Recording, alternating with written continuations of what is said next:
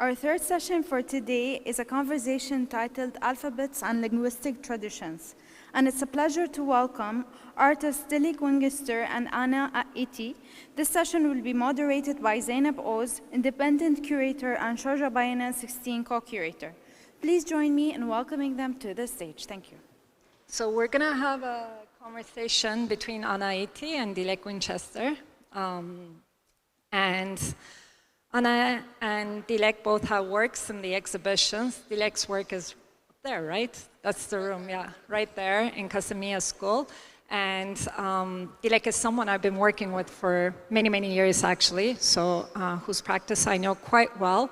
And Anna, I got introduced to through Megan, actually, and we've been talking for the last year. And she has two works in Kalba, but then also in Al-Daid.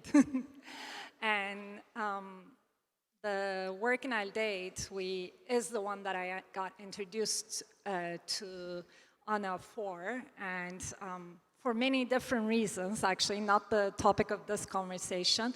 But then once I did, we started talking, and I think it was one of our first conversations that I was like, I want you to like sort of meet this artist, Dilek, also, whose work with language and alphabet sort of very much reminds me a lot of the themes that are in your work. So tonight we're going to talk a little bit about that. And in what different ways that you worked with this medium, and in what ways you have some of these reasons for working with the language and the medium. But first off, I just want you to very quickly summarize and talk a little bit about the body of work that we're going to look at. So Anna, I'm going to give it to you to sort of talk through some images, if we can have Anna's images. Thanks. Tēnā koutou katoa.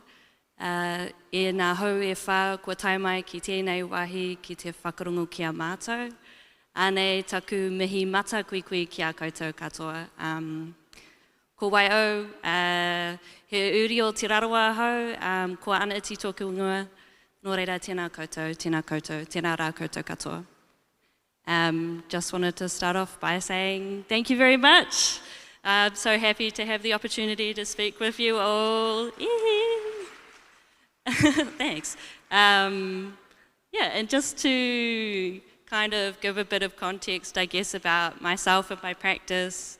I am, you know, as Megan was talking about, I'm a learner of my indigenous language.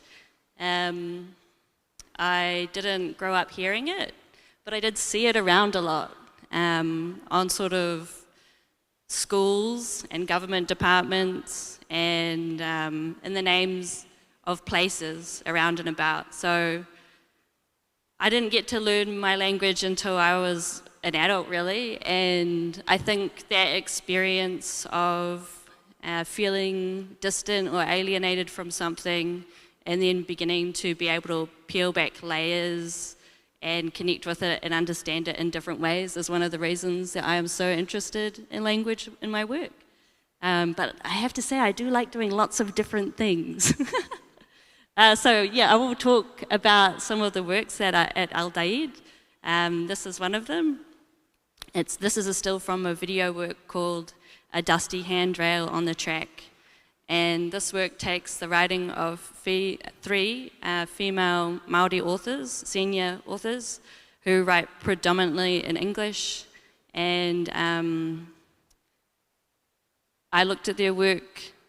I was sort of searching for, I guess, some answers to questions I had in my own practice. So I digitized 3 of their texts, and I was looking for sort of phrases about communication, searching, yeah, all this sort of stuff to do with language, I guess. And I kind of hoped that they would hand me the cheat sheet and I would just be able to see the answers and people who, you know, who I was looking towards. So yeah, that's this work. This is the second work at Al-Daid. So this is a text-based work. I guess you could say it's a mural. It's applied to the wall in clay and earth, and the text is sort of laid in there. So for me, often writing is a very useful way to kind of deal with research. I think about research like a feast. Like I want to eat up as much information as possible, but sometimes I get a bit confused. So it's good to do this kind of writing to kind of tease out what's important, what's not important. And when I was making this body of work, which was in 2019, I had been doing a lot of research around language and the printing press. So this text kind of touches on, you know, some of those ideas around stories of the printing press, narratives around language learning, and also kind of like material descriptions of some of those processes too.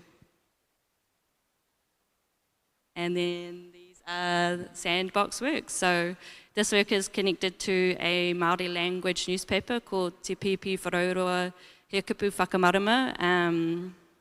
We'll talk a bit more about it later, but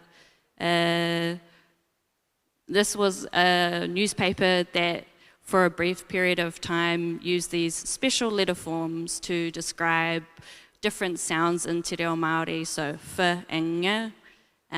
When you look at them, you can see that they're just really a hybrid of existing Roman letters stuck together, but it's sort of like a special way to think about sculpture and language. These are presented in casting sand, so they're kind of empty, like impressions. Maybe they could be cast into something, or maybe they probably just go back to where they came from, honestly. And then this last image is just for your reference. This is that newspaper I was talking about, Te Pipi Wharaurua. It was published in 1898 to 1914, and it's kind of like a precious taonga because it has the words of our ancestors. You know, it's like in their voices. To me, it's a really interesting kind of object because through my experience of learning language, I can access it only a little bit. So it's kind of a bit opaque as well. Yeah. Hi, everyone. It really is wonderful to be here, and I'd like to start with thanking everyone who made this possible. I'm going to start with the work that I show here. It's on the first floor on the right. The work is about, the title of the work is The Choreography is on the Unread. It is a series of videos about divan literature. Divan literature, or in other words, is classical Turkish literature. This type of literary production lasted for about 600 years during the Ottoman Empire. Today, it sort of appears a bit disconnected, forgotten, or it sort of appears something like too difficult or uninteresting. This is due to the fact that we had alphabet reform in 1928. As you may know, the Ottoman times, Arabic script was in use, and with this alphabet reform, the official alphabet became the Latin-based alphabet that we use today. This change caused a rupture in the collective conscious. It's quite sort of, it's difficult to sort of discuss, like my work doesn't make any sort of point in like for or against it because it's quite a complicated thing. But I'm very interested in what is lost because of this reform. So a lot of my work deals with this loss. So with divan literature, there is this like ideological curtain that covers what is behind it. So it is left to the experts in the academy or outside the academy, but it is supposed to be this sort of study and knowledge that's not very accessible to people, but in a way it's a matter of feeling a sense of belonging or a continuation. That's what is lost in general. The Divan literature is interesting in the sense that it uses the Arabic prosodimeter, and the language it uses is a combination of Turkish, Arabic, and Persian. So it's kind of a hybrid literary production. So the grammar is usually the Turkish part. But it is almost like the language is a little bit like sculpted throughout. For the video pieces, I got inspired by Victoria Holbrook's book, a footnote in her book called The Unreadable Shores of Love. She talks about Abdülbaki Gölpınarlı, who's a literary historian, that he taught his students divan literature by tap dancing. This was in the 40s and 50s. But what it brings us to is like kind of a combination of where poetry meets music and performance. It sort of takes it back to its roots in a way. This is what I used in the videos. I work with body percussionists, a tap dancer, and a researcher of divan literature, and we deconstructed a selection of poems and then reinterpreted them. That makes it kind of accessible, but there's lots of different layers. Okay. In the interest of time, I do want to show the other work, and like maybe we can, can you go to the second image, please?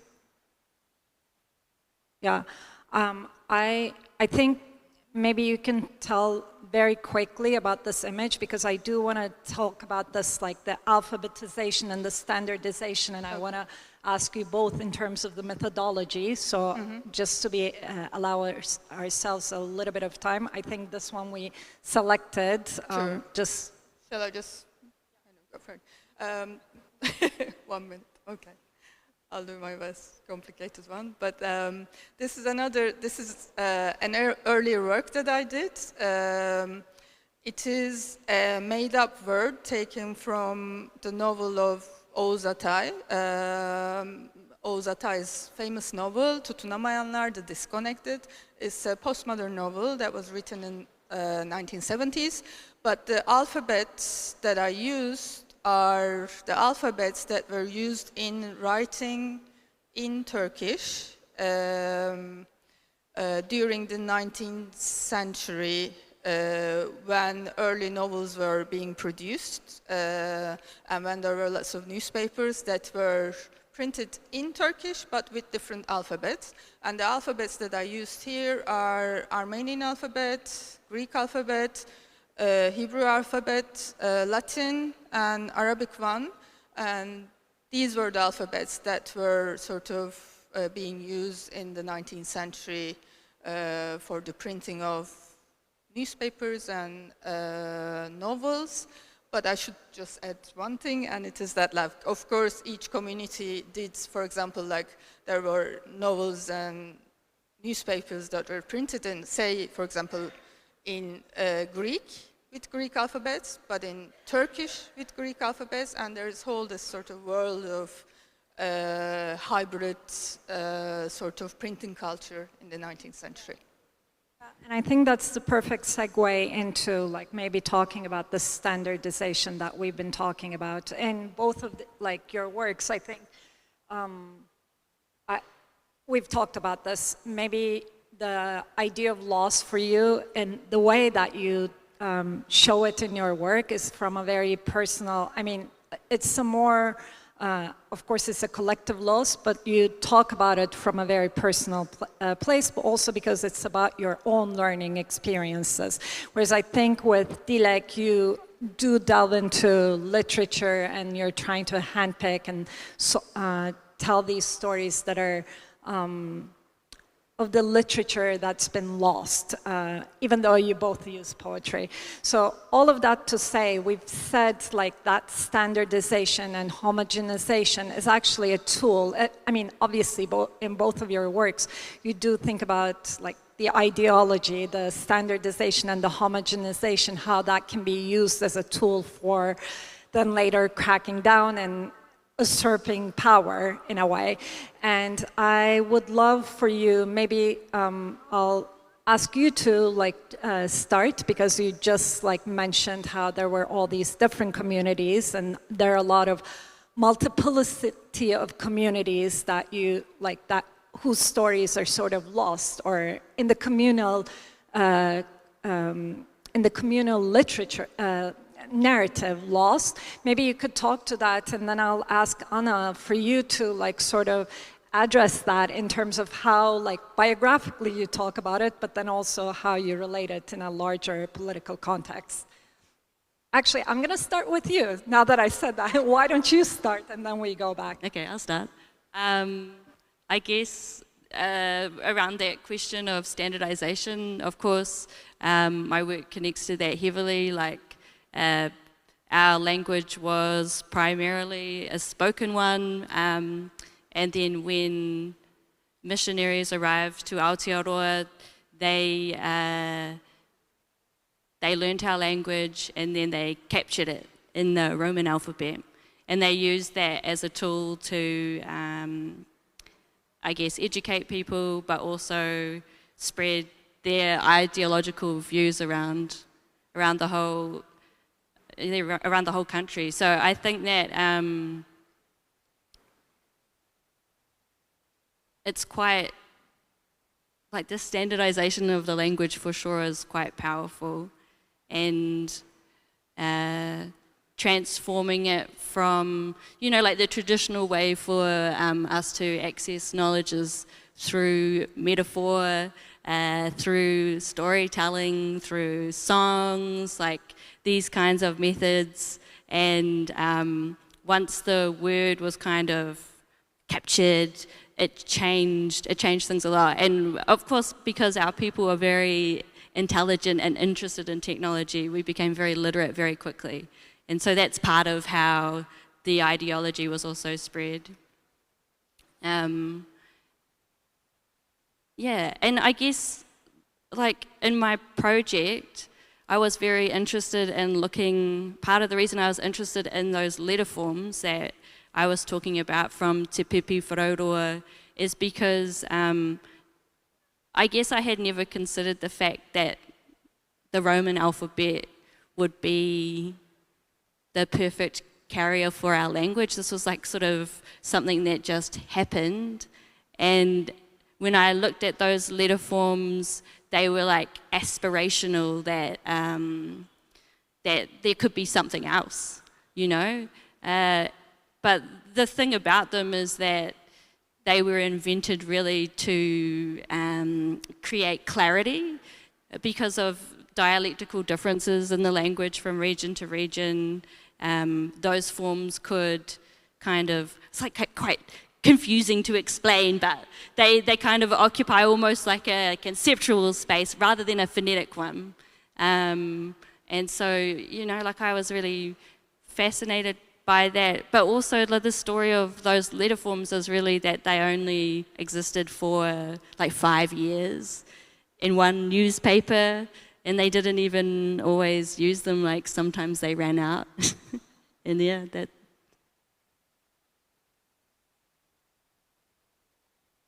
Like maybe within that, like that's what those letter presses was about too. Like maybe you could relate it to that, just because it's like a good place to talk about that, why you made those and like what that says about like what you're talking about. Like about the letterpress? Yeah.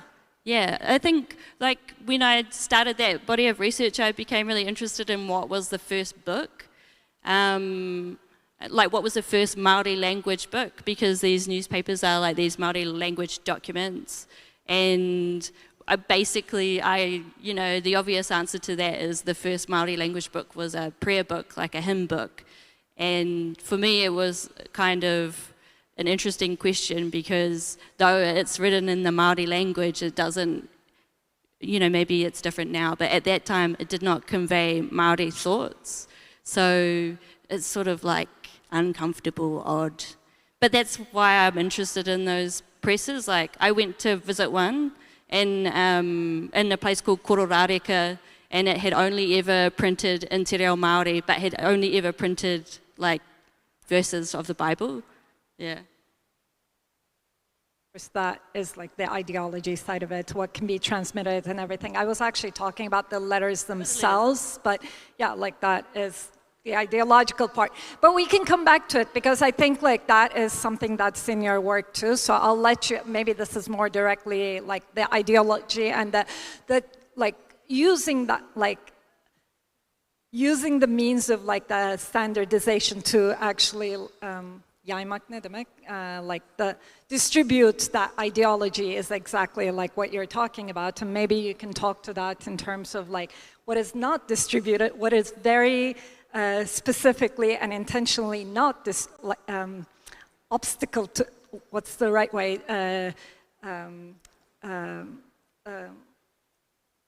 disallowed to be distributed, like all of these stories that are banned to be distributed. Maybe you can talk to that with the Greek, like the loss of the Greek, novel Greek alphabet and the Armenian alphabet and all of these, like what got lost in there. Maybe you could talk to that. Sure. I could perhaps start by saying, sort of pointing out a huge difference.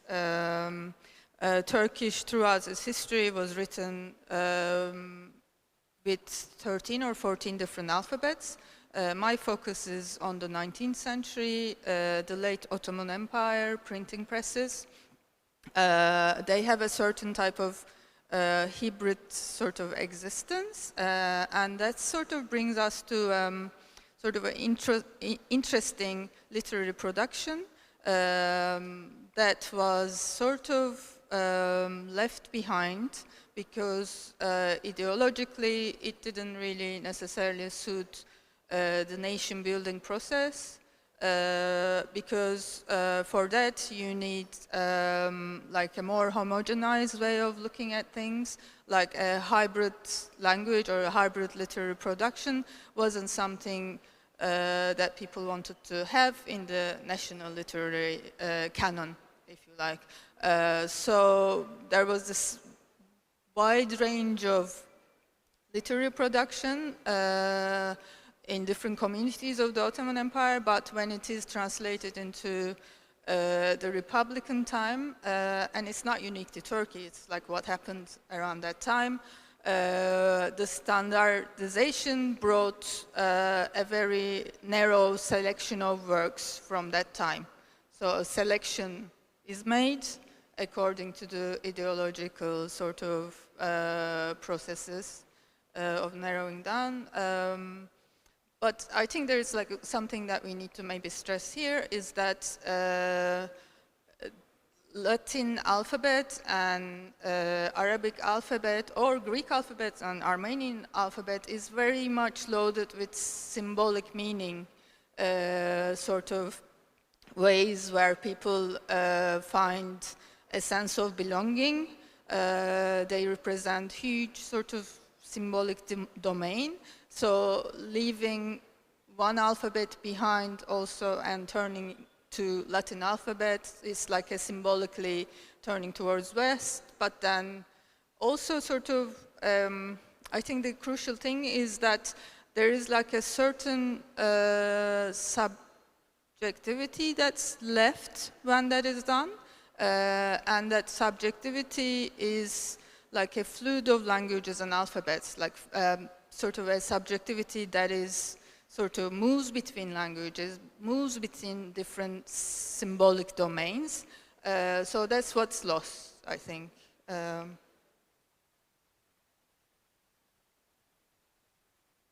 I am, I think for one, like, sort of last, like, one thing that I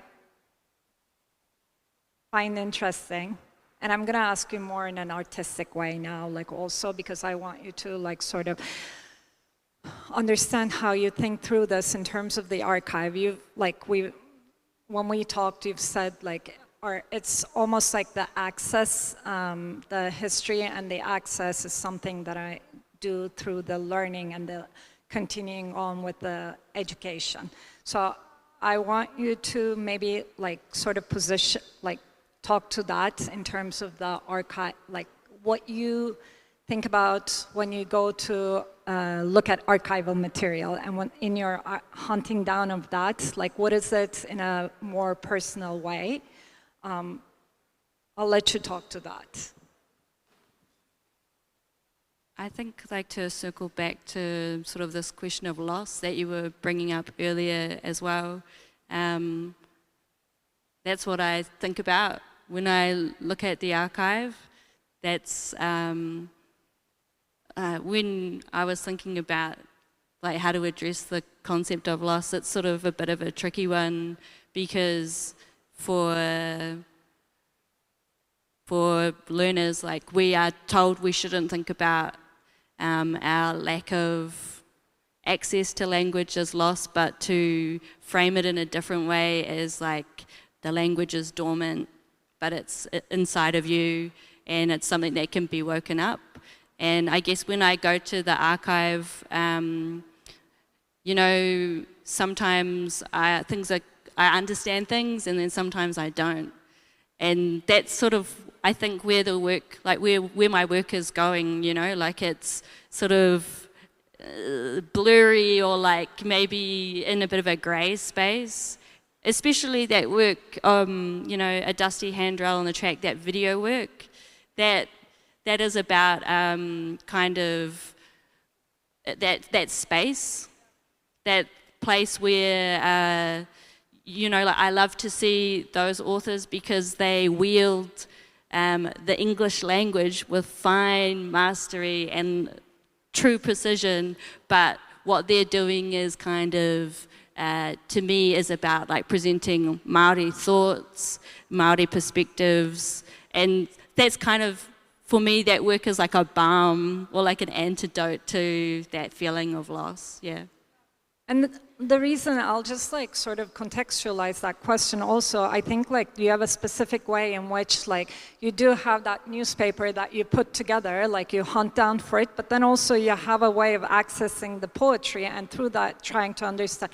And I think those are different approaches, like those are different approaches and you're sort of, they say the same thing. It's the same like value political like attitude in there, but I think one of them is like a lot more about like hunting down a certain kind of material, and the other one is more through poetry, associating yourself with someone and trying to understand and use literature and poetry in a different way. And the reason why I asked that is to sort of also bring it to you and think about like how you use poetry and literature, which is, I think, a very like distinctive way. I think you both like have that way in which you do enter the language through poetry and literature and you ask about it, but I think it's very different ways. And so I will ask you the same question in a way, like how do you like go back to the archive and use the material over there, and especially with poetry and literature is what I'm thinking about. I sort of use the inaccessible text in a way. I want the viewer to kind of face that inaccessibility. I usually do that, but I think I also, with the videos here, there is a new sort of turn in the work. Like the previous work was always that sort of inaccessible text on your face in a way, and that experience was quite crucial. But with the videos, there is like, it involves collaboration with musicians and academic researchers, and somehow I try to sort of make that knowledge accessible, more accessible than the previous work, but the experience is in layers, many layers. When I say layers, we added a new layer for this this display as well. We added a new layer which is the translation from Ottoman into Arabic, and the translator's notes explaining how sort of words travel between languages. So maybe that's in a way kind of trying to engage with the audience more, have the curiosity about these poems, and make the poems accessible in a different way, I think, rather than in comparison with the earlier work, it was sort of this wall facing you. But with this one, it is a bit gentler and sort of maybe sort of reinterpreting what is inaccessible. Okay. That might be a good place to end, even though I have a lot of questions for you. That remaining time is clocking 0 seconds. So I'm going to thank both of you. Thanks, everyone.